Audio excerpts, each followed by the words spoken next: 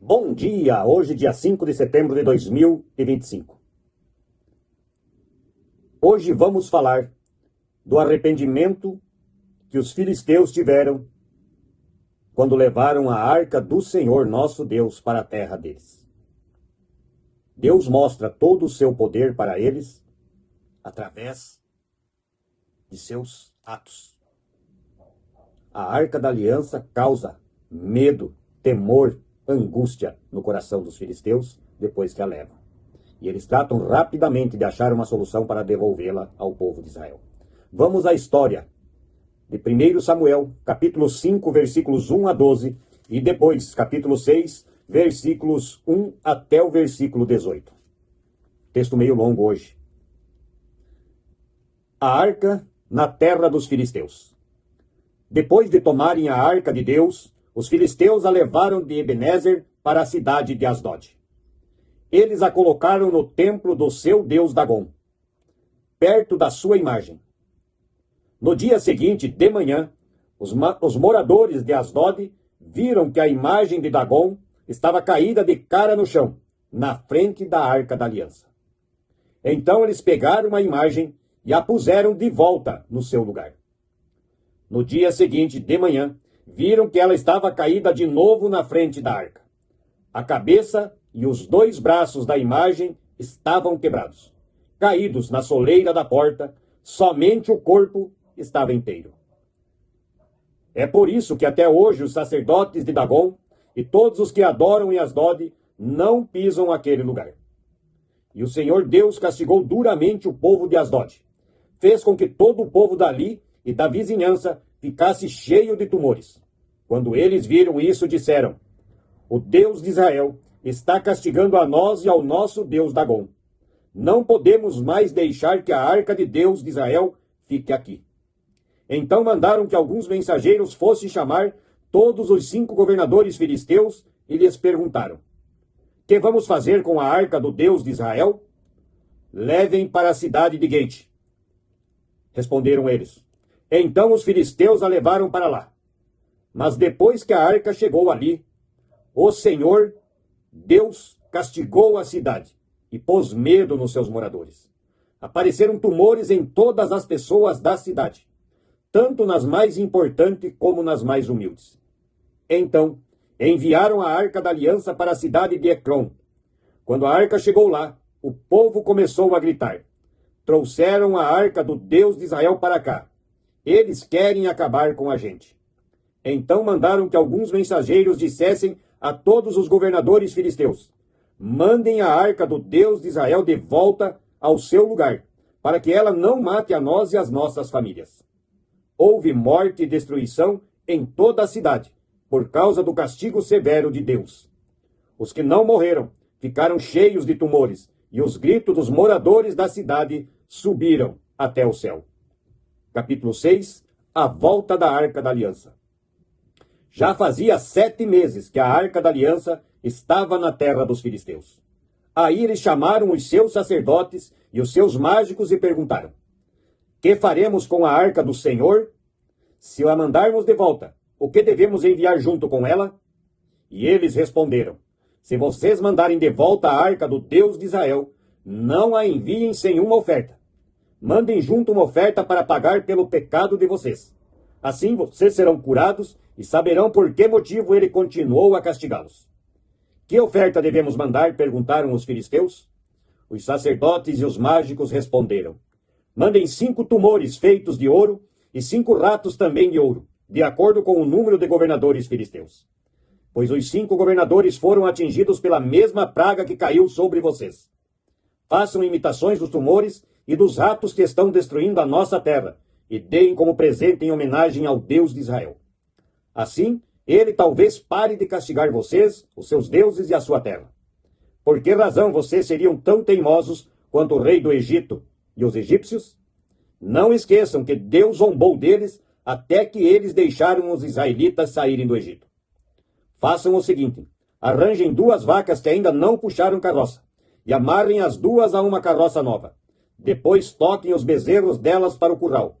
Então peguem a arca do Senhor Deus e coloquem na carroça.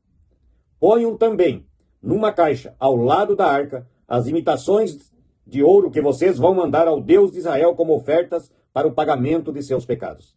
Aí toquem as vacas para a frente e deixem que elas vão para onde quiserem. E prestem atenção. Se a arca for na direção da cidade de Bet-Semes, isso quer dizer que foi Deus, o Deus dos israelitas, que nos mandou este grande mal. Mas se isso não acontecer, então quer dizer que não foi ele quem mandou esta praga, e sim que ela veio por acaso. E os filisteus fizeram o que seus sacerdotes e mágicos haviam dito. Pegaram 2 vacas e as amarraram à carroça e prenderam os bezerros no curral. Depois puseram a arca do Senhor Deus na carroça, junto com a caixa onde estavam os ratos e os tumores de ouro. Então as vacas foram diretamente para a cidade de Bet-Semes, andando e mugindo, sem se desviar do caminho. E os 5 governadores filisteus as seguiram, até a divisa de Bet-Semes. O povo de Bet-Semes estava colhendo trigo no vale. De repente eles olharam e viram a arca da aliança e ficaram muito alegres. A carroça puxada pelas vacas chegou até a plantação de Josué de Bet-Semes e parou perto de uma grande pedra. Então os moradores dali cortaram em pedaços a carroça de madeira, mataram as vacas e as queimaram em sacrifício a Deus, o Senhor. Os levitas pegaram a arca do Senhor e a caixa com as imitações de ouro e puseram em cima de uma grande pedra. Naquele dia, o povo de Bet-Semes apresentou ao Senhor ofertas que foram completamente queimadas e também sacrifícios de animais. Os 5 governadores filisteus viram isso e no mesmo dia voltaram para Ecrom. Os filisteus mandaram a Deus, o Senhor, os 5 tumores de ouro, como oferta em pagamento pelos seus pecados. 1 por cidade: Asdod, Gaza, Askelon, Gat e Ecrom. Mandaram também 5 ratos de ouro, de acordo com o número das cidades governadas pelos 5 governadores filisteus. Isso, e as 5 cidades protegidas por muralhas e os povoados que ficavam ao seu redor. Na plantação de Josué, que era natural de Bet-Semes, a arca de Deus foi colocada em cima de uma grande pedra, e essa pedra ainda está ali, como prova do que aconteceu. Até aqui a leitura de hoje. No dia de ontem eu falei que o povo dos filisteus se arrependeria amargamente de terem levado a arca do Senhor.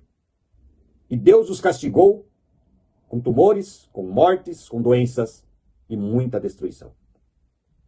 Ao ponto do povo pedir aos governadores, pelo amor que eles tinham pelo povo, que dessem um jeito de devolver a arca da aliança para o povo de Israel.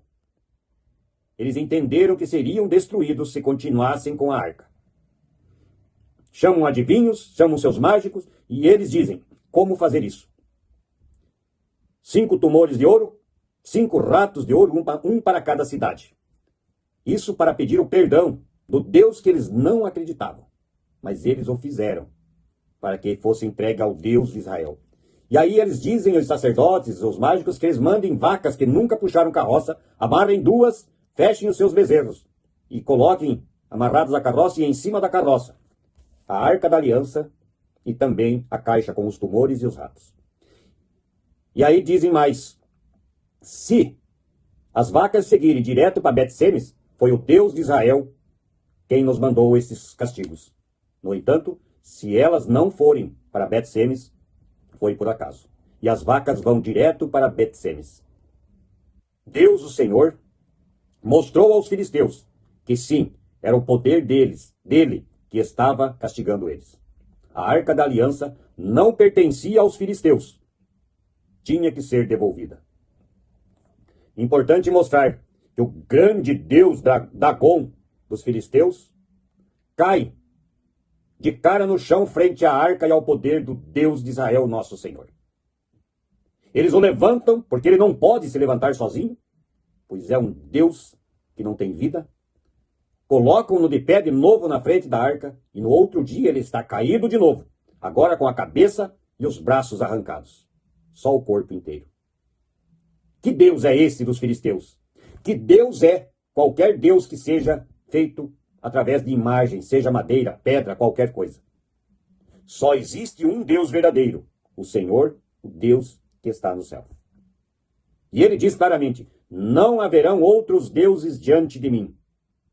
Não façam imagens não louvem e não prestem cultos a imagens. O segundo mandamento de Deus é claro. As imagens são blasfêmia frente a Deus. Adorar a imagens é blasfêmia frente a Deus. Podemos querer esconder, respeitar, mas o que as Escrituras Sagradas e os 10 mandamentos colocam, deixam claro que adorar imagens é contra tudo aquilo que Deus deseja de nós. E Dagon pagou caro. Um Deus que nunca foi vivo, criado por homens, não consegue se sustentar frente à arca da aliança do nosso Senhor. Nenhum Deus existe que não seja o Senhor, o nosso Deus, o verdadeiro Deus. Pense nisso e oremos o Pai Nosso. Pai nosso que estás nos céus, santificado seja o teu nome. Venha a nós o vosso reino e seja feita a tua vontade, assim na terra como no céu. O pão nosso de cada dia nos dá hoje e perdoa as nossas dívidas, assim como nós também perdoamos aos nossos devedores. E não nos deixes cair em tentação, mas livra-nos do mal. Pois teu é o reino, o poder, a honra e a glória para sempre. Amém. Que a paz de nosso Senhor esteja no coração de todos nós nesse dia. Nos encontramos novamente amanhã para um novo texto bíblico e a oração do Pai Nosso. Bom dia.